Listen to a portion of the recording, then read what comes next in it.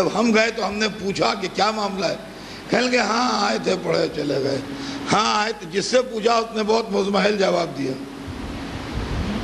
ایک آدمی نے بات بہت پتے کی بتائی. کہنے لگا اطہر صاحب میں بتاتا ہوں آپ کو, وہ غلط کچھ نہیں پڑھے, غلط کچھ نہیں پڑھے, مگر جس موقع پر جو چیز پڑھنا تھی اس موقع پر نہیں پڑھے. انہوں نے شب عاشور صرف خمس کے مسائل بیان کیے, اور مجمع اس دن صرف حسین پر رونے آتا ہے. یہ بات غلط نہیں پڑھے, بات صحیح پڑھے. مسئلہ غلط نہیں بیان کیا, مسئلہ صحیح بیان کیا. مگر عاشور کی رات تھی, مجمع حسین پر رونے کو آیا تھا, وہ صرف مسائل خمس پڑھتے رہے. اور فرمایا ہم نے, اور جب ان سے لوگوں نے کہا تو انہوں نے کہا آپ لوگ ہمیں سال بھر اتنی تعداد میں ملیں گے کہاں, آج ہی تو پھنسے ہو. تو عزیزان گرامی, بعضی باتیں ایسی بھی ہوتی ہیں جن کے لیے آپ یہ کہہ دیجئے غلط نہیں ہیں, مگر ہر چیز کا ایک موقع ہوتا ہے. عاشور کی رات حسین کے لیے مخصوص ہے. اس دن آپ کو فقہ و اصول نہ یاد آئے تو اچھا ہے, اس لیے کہ یہ ٹھیک ہے کہ ملت کو خمس نکالنا چاہیے, لیکن یہ بھی صحیح ہے کہ ملت کو حسین پر آنسو بہانا چاہیے تاکہ خمس نکلا ہوا قبول تو ہو.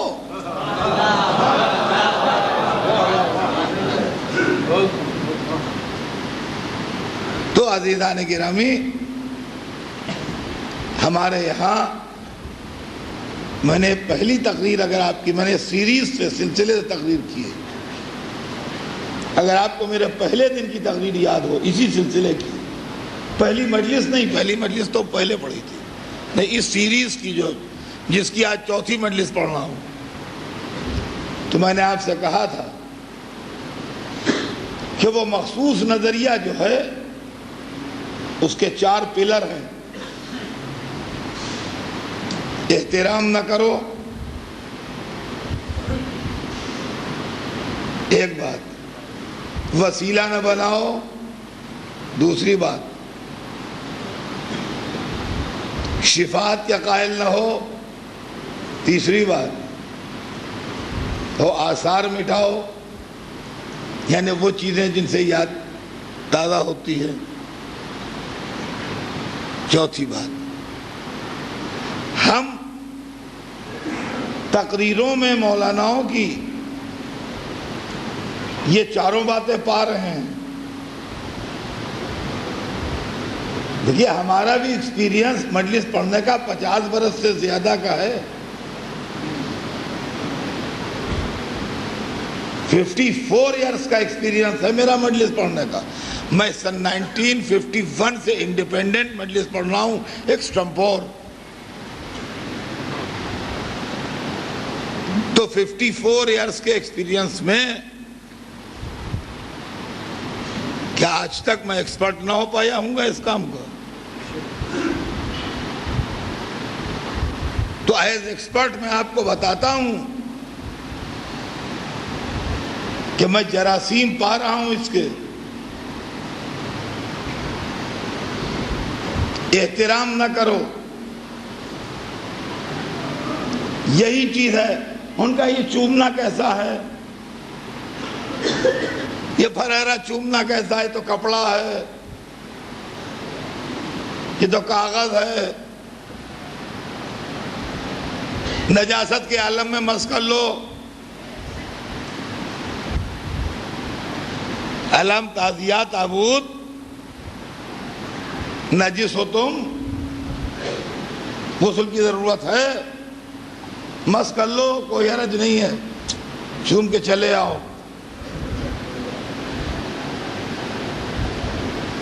اچھا عالم لوگ پھنسا لیتے ہیں بحث میں سیدھے سادے آدمیوں کو. فلاں آیت اللہ کا فتویٰ ہے, سوال یہ پیدا ہوتا ہے کہ کیا اس کا چومنا حالت نجاست میں واجب ہے؟ اگر قوم میں یہ عادت ہے کہ وہ تبرکات اعضاء کے پاس نہا دھو کے پاک ہو کے جاتی ہے تو یہ کون سی بری عادت ہے کہ جس کو چھڑوایا جا رہا ہے؟ اس لیے کہ اسلام میں حالت طہارت حالت نجاست سے افضل ہے۔ آدمی نجس رہے اس سے بہتر ہے کہ آدمی پاک رہے۔ تو اگر قوم کا یہ مزاج ہے کہ نہا دھو کے پاک ہو کے حضرت عباس کا علم چومتے ہیں تو اس کے اندر برائی کیا ہے، خرابی کیا ہے کہ جو ہم کہیں نہیں بھیا گندے بھی چوم لو؟ اچھا گندے چوم لو کیا مطلب؟ کہ تم جتنا امپورٹنٹ اس کو سمجھ رہے ہو اتنا امپورٹنٹ یہ نہیں ہے، گندے بھی چوم سکتے ہو۔ اب کہتے ہیں جناب وہ کہاں لکھا ہوا ہے؟ لکھا ہوا دیکھیے، اب میں آئیے چلیے میں آپ کو بتاتا ہوں کہاں لکھا ہوا ہے۔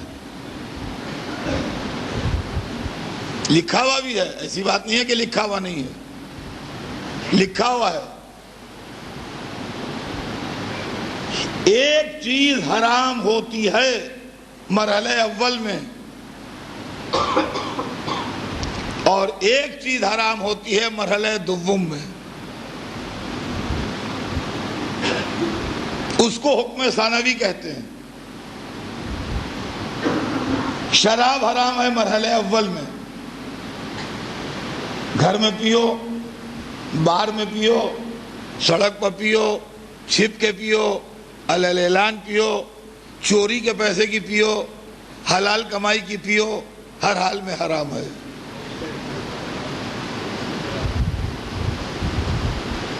چائے حرام نہیں ہے، چائے پینا جائز ہے، مگر چائے ملکیت ہے آپ کی۔ ایک مگ چائے رکھی ہے گلاس، وہ ان کی ملکیت ہے۔ انہوں نے کہا یہ میں نے اپنے بھائی کے لیے منگا کے رکھی ہے، صاحب اسے پی نہ لیجیے گا، تو یہ چائے پینا مجھ پر حرام ہے۔ کیوں؟ اس لیے کہ کوئی شے مالک کی مرضی کے بغیر استعمال کرنا حرام ہے۔ تو چائے حرام نہ صحیح، لیکن اگر مالک کی مرضی نہ ہو تو وہ چائے مجھ پر حرام ہو جائے گی، اس لیے کہ جو اس کا اونر ہے، مالک ہے، وہ پرمیشن نہیں دے رہا ہے۔ عزیزان گرامی، ہم کہتے ہیں کپڑے کو چھونا کہاں لکھا ہے نجاست کے عالم میں حرام؟ کپڑے کو چھونا نجاست کے عالم میں حرام نہیں ہے، علم کو چھونے کی ہم بات کر رہے ہیں۔ اس لیے کہ اگر آپ علم کو نجاست کے عالم میں چھوئیں گے تو یہاں کی قوم یہ سمجھے گی کہ توہین اہل بیت ہو رہی ہے، اور توہین اہل بیت حرام ہے۔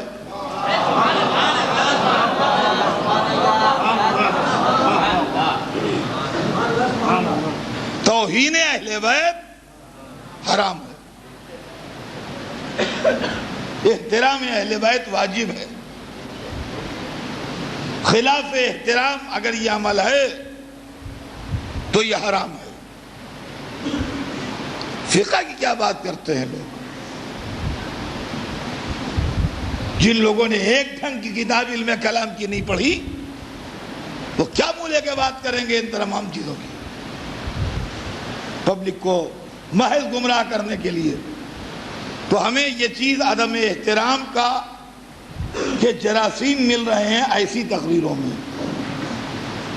آئیے دوسری چیز، عدم احترام، عدم توسل۔ پوری دنیا میں یہ سوال اٹھتے ہیں، کیا حضرت عباس کے وسیلے سے مانگا جا سکتا ہے؟ کیا حضرت عباس سے دعا کی جا سکتی ہے؟ کیا امام حسین سے دعا کی جا سکتی ہے؟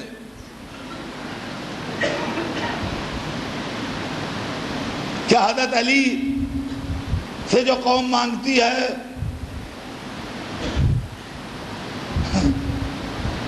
سمجھ آؤ کیا بات ہے؟ اما امام حسین اور حضرت علی اور حضرت عباس کے علاوہ اللہ کو تم نے پہچانا کس ذریعے سے؟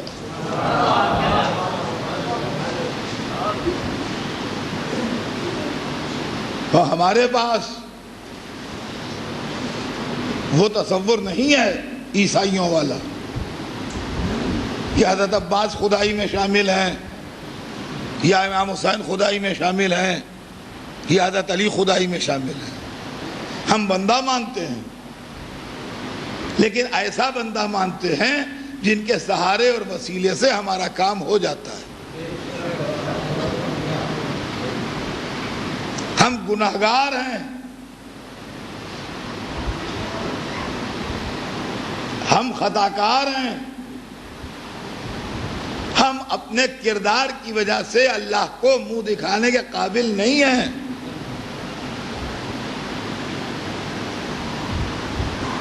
لہذا ہم ہمت نہیں کرتے اللہ کے سامنے جانے کی. ہم اللہ کے کچھ پیارے بندوں کو بیچ میں وسیلہ بناتے ہیں جن کے نتیجے میں رحمت خدا ہماری طرف متوجہ ہو. اور یہ وسیلہ ہم ہی نہیں بناتے ہیں، بلکہ آپ کی اگر نالج میں نہ ہو تو میرے پاس آئیے، میں ریفرنس کتابوں کے بتاؤں گا، آپ وہ کتابیں پڑھیے. دنیا کے پہلے انسان نے جس کا نام آدم تھا، جب اللہ سے معافی مانگی ہے تو پنجتن کے واسطے سے مانگی تھی.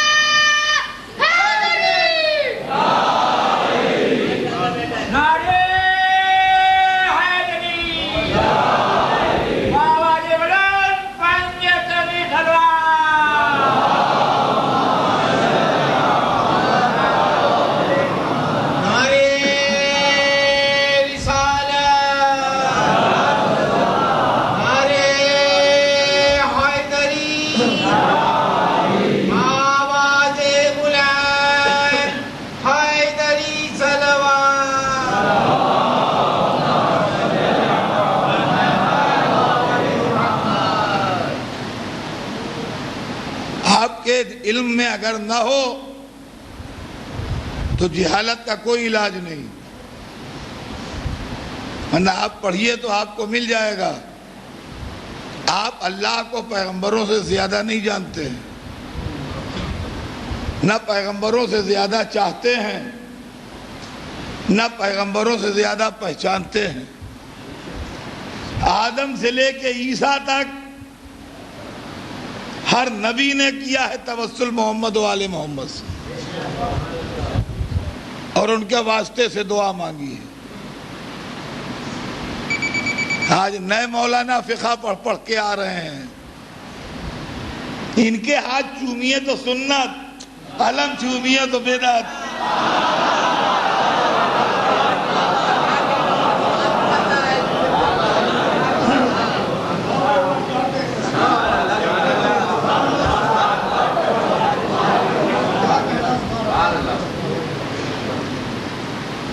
کدھر جا رہے ہیں لوگ؟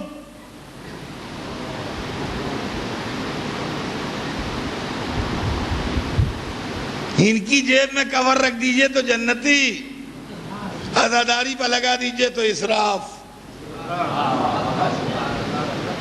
کیا چیز ہے صاحب یہ؟ کیا چیز ہے یہ؟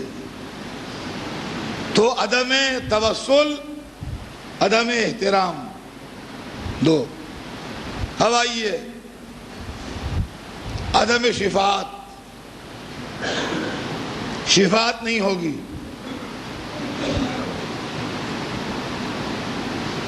مجھ سے خود کہا